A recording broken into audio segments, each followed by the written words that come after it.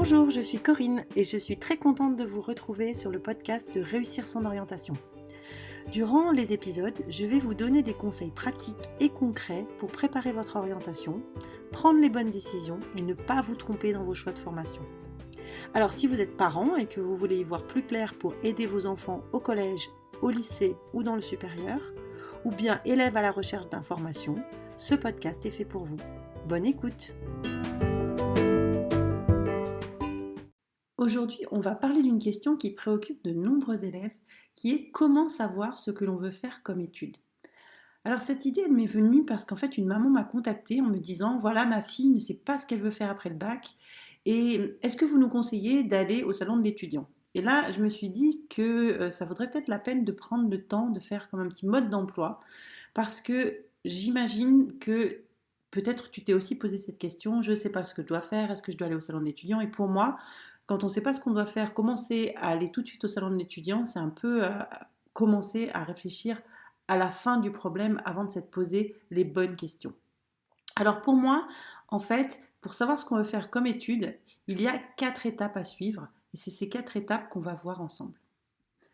La première étape, c'est d'abord d'avoir un bon état d'esprit. Alors, j'en ai déjà parlé avant. Pour moi, tu sais que c'est important de savoir que si on se sent perdu, si on sent qu'on se dit qu'on ne trouvera pas, je pense que c'est difficile en fait de trouver. Et si en plus de ça, tu t'imagines que tu dois trouver les bonnes études parce que tu ne te donnes pas le droit à l'erreur, là aussi, il y a de grandes chances que tu t'empêches de voir toutes les opportunités possibles. Donc la première chose à faire, avant de commencer à réfléchir à ce qu'on veut faire comme étude, c'est de se dire que de toute façon, tout le monde finit par trouver une formation, que c'est une décision importante, mais qu'il y aura d'autres décisions à prendre qui seront aussi importantes et que de toute façon, tu vas trouver et que tu peux te faire aider pour trouver ce que tu vas faire comme étude. Donc, j'ai écrit des articles sur les croyances, j'ai même publié peut-être des podcasts déjà dessus. Donc, renseigne-toi et puis ça va t'aider pour avancer. La deuxième étape, c'est de commencer par un peu d'introspection. Alors, allez, le mot va peut-être te faire un petit peu peur. Introspection, se poser des questions sur moi-même, oh là là, je ne l'ai jamais fait ça. C'est essentiel, c'est-à-dire qu'il va falloir que tu apprennes à te connaître et pas prendre 3 minutes, 5 minutes pour réfléchir, mais vraiment prendre du temps pour réfléchir. Pourquoi? Parce que la formation que tu vas choisir, elle va devoir compléter ce que tu sais déjà, approfondir ce que tu as envie de mieux connaître. Et tu réussiras beaucoup mieux si tu fais quelque chose que tu aimes ou si tu sais pourquoi tu choisis une formation. Or, si après tu vas être sélectionné en master, il faut absolument avoir de très bons résultats. Et donc pour avoir de très bons résultats, il faut forcément choisir une formation qui va correspondre à tes talents. Donc, pas le choix, il faut commencer par cette introspection. Alors, je te conseille là de prendre un papier et un crayon et de répondre à certaines questions, alors en développant, pas en une ligne, et peut-être en te faisant aider. La première question, c'est qu'est-ce que tu aimes? Qu'est-ce que tu aimes à l'école comme matière? Qu'est-ce que tu aimes en dehors de l'école? Et une autre question, pourquoi tu aimes ces matières? Pourquoi tu aimes faire ces activités? Ça prend un petit peu de temps, mais vraiment pose-toi cette question. La deuxième question, c'est qu'est-ce que tu fais à côté de l'école? Et qu'est-ce que ces activités disent de toi? Si tu aimes par exemple le foot ou le volley, peut-être que c'est parce que tu aimes les sports collectifs et tu aimes l'esprit d'équipe. Si tu aimes le piano et si tu aimes t'entraîner pendant des heures, peut-être c'est parce que tu aimes la précision. Donc tu vois, toutes ces activités, elles disent quelque chose de toi et c'est important de te poser cette question. Ensuite, pose-toi la question sur tes capacités scolaires par exemple. Est-ce que tu es déjà à fond au niveau de ta première, de ta terminale et que tu ne peux pas faire davantage d'efforts? Dans ce cas-là, une classe prépa, ça sera peut-être difficile. Capacité organisationnelle. Tu as du mal à t'organiser dans ton travail. Peut-être là aussi, aller à l'université, ça sera compliqué parce qu'il faut être très autonome. Pratique. Tu ne sais pas du tout te faire à manger, tu n'as pas du tout envie d'apprendre à faire des courses. Peut-être qu'aller à l'internat, c'est peut-être une bonne idée. Et enfin, quel est le mode d'enseignement qui te convient, la longueur de tes études? Est-ce que tu veux partir tout de suite sur 5 ans? Est-ce que tu as envie de faire par palier? Donc là aussi, des formations courtes sont peut-être plus appropriées si tu veux d'abord réfléchir à 3 ans et ensuite 5 ans. Voilà, donc si tu vas choisir un domaine, vraiment, c'est important de te poser toutes ces questions et c'est vraiment important aussi de te dire si par exemple tu veux choisir le domaine de l'histoire, pourquoi tu veux faire de l'histoire? Je sais qu'en Angleterre, c'est l'équivalent du projet de formation motivée s'appelle le Personal Statement. Et dans ce Personal Statement qui fait 2 pages, on demande aux élèves de répondre à cette question de manière très précise. Pourquoi ce domaine et pourquoi tu vas réussir dans ce domaine? Quelles sont les qualités que tu as pour réussir dans ce domaine? Je pense que c'est un travail qui est très important. Là aussi, retourne dans mon blog, je t'ai déjà donné pas mal de conseils au sujet de trouver tes passions, trouver ce que tu aimes qui peuvent vraiment t'aider. Troisième étape, il va falloir chercher des formations. Alors, chercher des formations, mais accepter que dans Parcoursup, il y en a énormément et tu les verras peut-être pas toutes, et puis c'est ok, parce que on ne peut pas tout voir, d'accord? Donc, comment on va faire pour chercher des formations? Ben, on va aller dans Google, on va aller dans le moteur de recherche du Parcoursup, qui est ouvert toute l'année. La recherche de formation n'est pas simple, mais évidemment, si tu as déjà un domaine précis, si tu as des critères précis auxquels tu as réfléchi par rapport aux questions qu'on s'est posées juste avant, c'est-à-dire tu connais le lieu, tu connais le type de formation, ça sera beaucoup plus facile.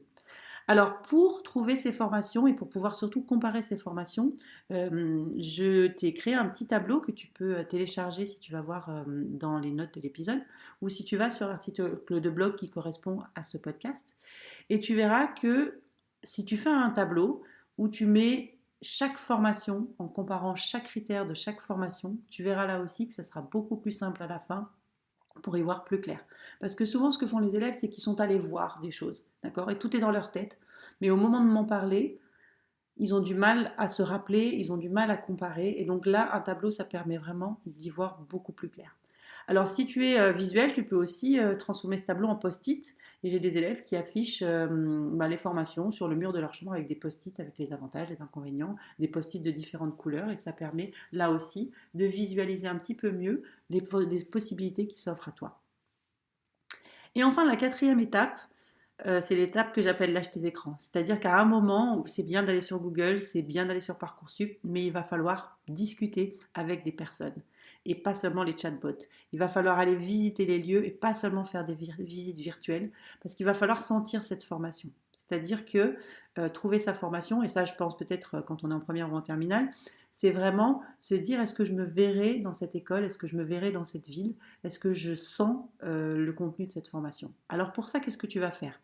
Tu vas aller discuter avec des étudiants, tu vas peut-être rencontrer des professionnels si c'est un domaine d'activité qui t'intéresse, tu vas aller visiter des établissements lors des journées portes ouvertes, et puis ça y est, tu vas aller au salon de l'étudiant. Tu vois, le salon de l'étudiant, il arrive vraiment bien plus tard dans ton parcours de réflexion.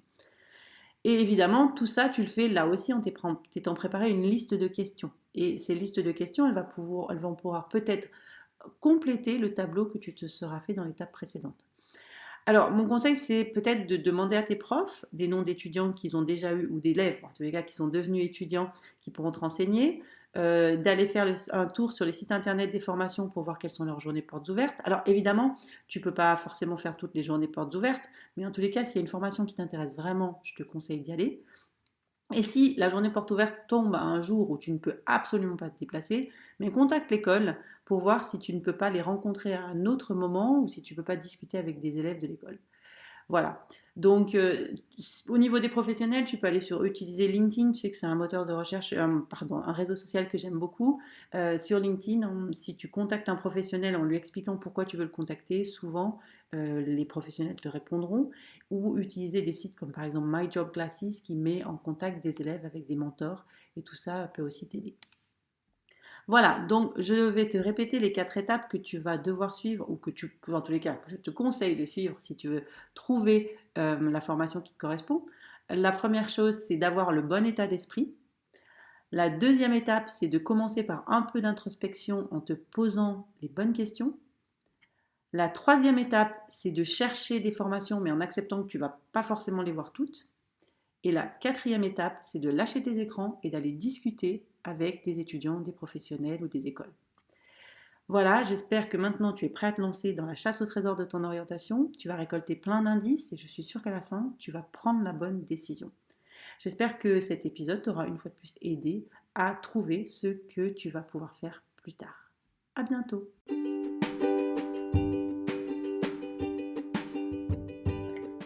Voilà, j'espère que cet épisode vous a plu. N'hésitez pas à le partager et à vous abonner à ma newsletter où une fois par mois, je partage des informations sur l'orientation et je vous invite à des ateliers gratuits avec des thèmes très utiles pour vos enfants. À bientôt!